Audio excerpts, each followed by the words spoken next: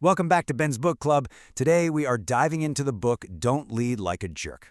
In this explainer, we're going to completely unpack how avoiding toxic leadership habits isn't just about, being a good person. It's actually the ultimate cheat code to accelerate your personal growth and absolutely supercharge your professional reputation. We'll be looking at the groundbreaking work of Australian leadership expert Karlie Cremin. She argues that the whole old-school command and control management playbook, it's completely dead in today's fast-moving, hybrid world. So, let's get right into it. I want you to take a second and actually think of the absolute worst boss you ever had. Go ahead, let that memory surface for a moment. What specific behavior was it that made them a jerk? Was it the intense micromanaging? Maybe it was the sheer inconsistency, or how they actively dodged tough conversations right up until they exploded. When we look at toxic leadership, the hidden costs to a business are just staggering. A jerk boss creates massive team turnover, deep employee disengagement, endless internal drama, and ultimately, it's just a tragic waste of human talent. And that brings us to a really foundational quote from the book. Leadership isn't about being nice. It's about being effective without turning into the jerk everyone complains about in the car park. Okay, let's dive into this. I absolutely love this framing because it proves that anti-jerk behavior is a strategic, hard skill. It is definitely not HR fluff. Cremin is explicitly pointing out that human-centered leadership isn't charity work. It's about recognizing that driving serious performance and treating people like actual humans are deeply, deeply interconnected. Part 1.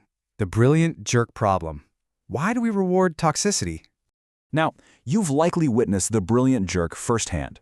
Workplaces have this terrible habit of mistakenly rewarding these folks. You know the type, right? They might be an absolute genius in tech or sales, and they get short-term compliance through fear, pressure, or just a massively inflated ego. They often get praised by the executives while making life completely miserable for everyone working alongside them. But why do we keep doing this when the long-term damage is so incredibly severe? Well, it leads directly to this phenomenon called the competency tax. When you have a brilliant jerk for a boss, they usually avoid managing their low performers and instead, they just dump all the critical tasks onto their top performers. They're literally punishing their best people with more work simply because of their own poor management. A jerk boss directly damages their own outcomes by burning out their most talented staff with chronic overload. So if you want to accelerate your own reputation as a leader, protecting your team from this competency tax is absolutely step one. Let's move to and see how this builds. Part 2. The Dynamic Leader Framework. A scalable framework. Shifting away from the problem, we look at Karlie Cremin's scalable, totally no BS cure for toxic leadership. She calls it the Dynamic Leader Framework. It's a pragmatic blueprint designed for the real world, whether you're leading a team of 5 or an organization of 500, and it focuses entirely on behaviors that actually move the needle on productivity and profit. Let's systematically contrast these two styles. On one side, you've got the command and control manager. This is the relic who relies heavily on pressure, fear, and that deeply flawed idea that shouting somehow equals strength. But on the other side, we have the dynamic leader. This leader fosters genuine purpose and real accountability. It completely debunks the myth that control equals competence. To achieve modern professional growth, you have to build a culture where people are genuinely motivated to follow you, rather than just intimidated into compliance. Which brings us to the intellectual core of the book, the 3 Ps of dynamic leadership: people, proficiency, and profit. First up, people. This means managing motivation and building actual, tangible psychological safety. Next is proficiency, ensuring your team actually has the skills and the clarity to do the job. Because honestly, expecting high performance without properly enabling your team, that is a massive jerk move. And finally, profit, driving those bottom-line business metrics. The absolute crucial point here is that you cannot fake psychological safety. Your team is going to see right through the corporate buzzwords. And if you drop even one of these 3 pillars, your reputation as an effective leader and your business metrics are inevitably going to suffer. Part 3. Rethinking your feedback loop. Fixing the loop. Let's pivot from philosophy over to pure, actionable utility by looking at how we handle high-stakes conversations. Because, let's be honest, giving feedback is the very thing that most managers get horribly wrong, and it leads straight to cultural chaos. We really have to define grenade feedback. This is when a leader just throws harsh criticism into the middle of a meeting, or maybe they fire off a 10 p.m. email demanding a complete rewrite just because they didn't like the vibe, and then they just walk away. Now look, I want to acknowledge with some relatable empathy here. Anyone can have a jerk moment. We're all human, right? But when grenade feedback becomes a habit, it permanently damages cultural stability and it absolutely crushes your employees' confidence.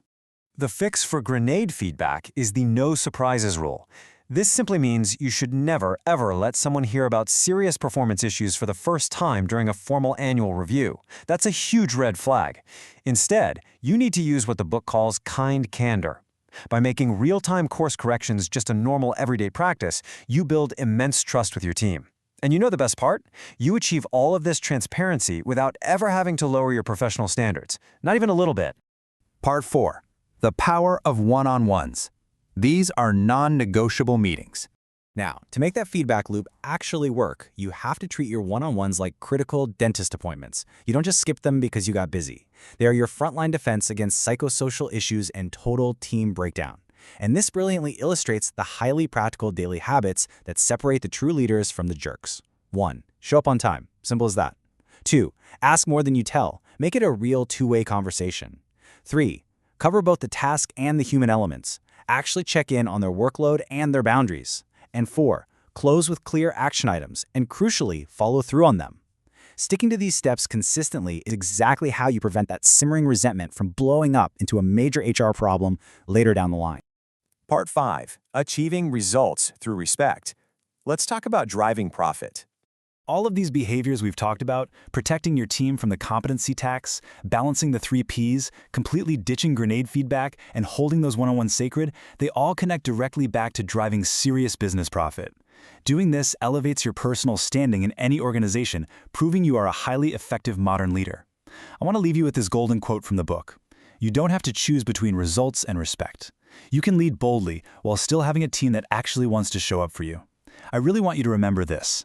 Getting results through people, rather than getting results despite them, is the ultimate leadership flex. Because, as the author brilliantly points out, literally no one ever said, "My jerk boss really brought out the best in me." So here is my challenge for your own personal growth. What is one leadership habit you are going to change this week? Are you going to protect your next 3 one-on-ones like your life depends on it? Will you finally ditch that toxic grenade feedback? Take that step, accelerate your growth, and subscribe so you don't miss an episode.